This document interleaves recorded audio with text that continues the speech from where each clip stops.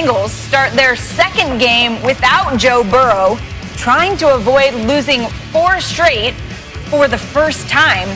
Mort just told us that Tua Tagovailoa is expected to start today for the Dolphins, but Ryan Fitzpatrick started last week in place of an injured Tua, and he's won his last 3 starts. He has more touchdown passes and is averaging about 90 more passing yards than the rookie. But Tua still hasn't thrown a single interception. The head coach, Brian Flores, addressed the situation earlier this week. Yeah, we'll make a decision probably here in the next hour.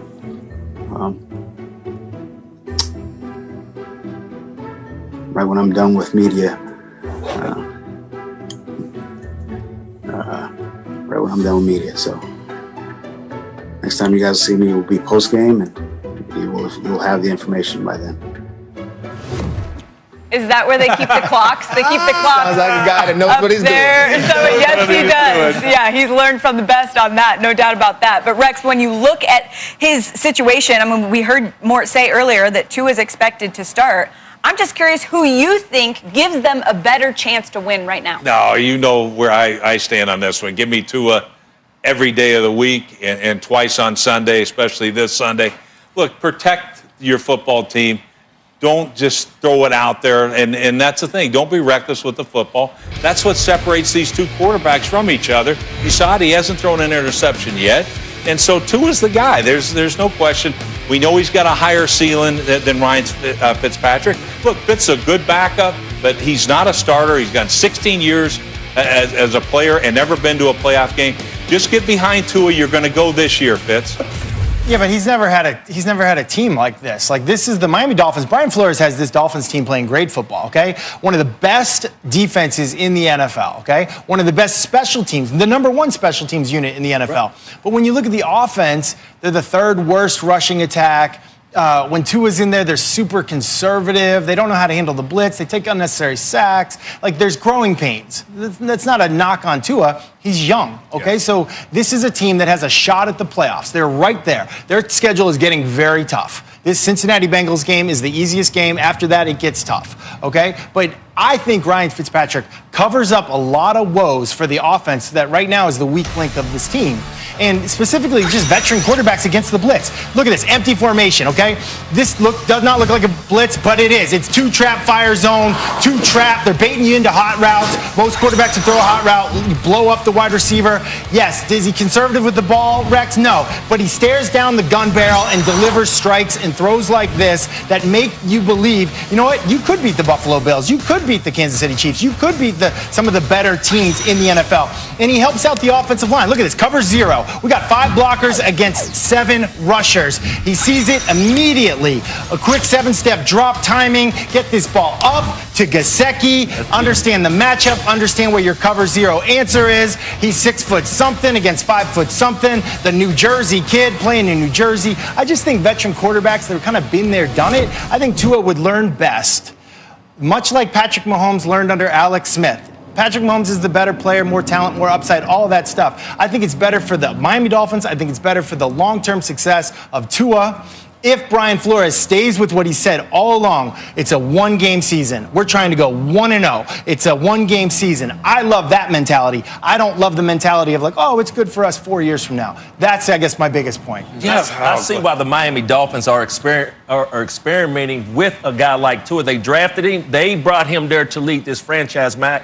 Matt, you made a great point in what Fitz magic brings to this team. I would just talk about the development of a younger quarterback versus an older quarterback. To me, the month of December, we all know this, is when you play separation football. The good teams, they separate themselves from the bad team. So with all that said for the Miami Dolphins, are they playing just for the regular season? Because they haven't been in this position before.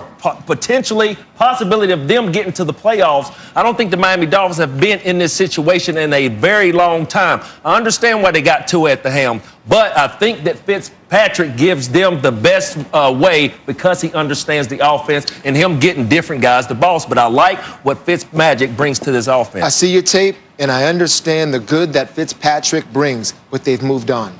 And they moved on from Fitzpatrick ever since they put in Tua. And here's something else with Tua. he knows now that whole thing we're talking about Carson Wentz, Tua knows he plays poorly, he'll get pulled. Yeah. Because that already happened. Now I'll say this, that can't happen again.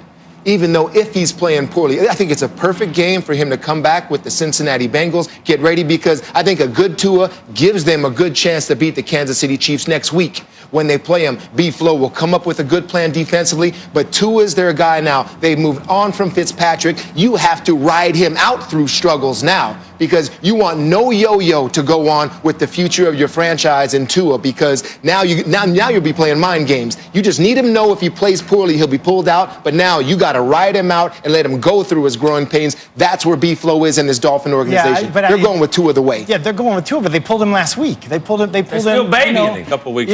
That won't happen again. That won't happen Another again. factor in this somewhere in here has got to be the thumb, a little bit too. And you could almost hide, like they could have hidden behind that.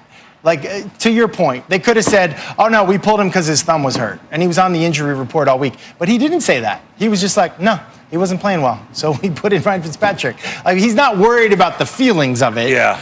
Matt, I loved your points earlier about how this Dolphin defense is playing really well. Their kicking game is outstanding.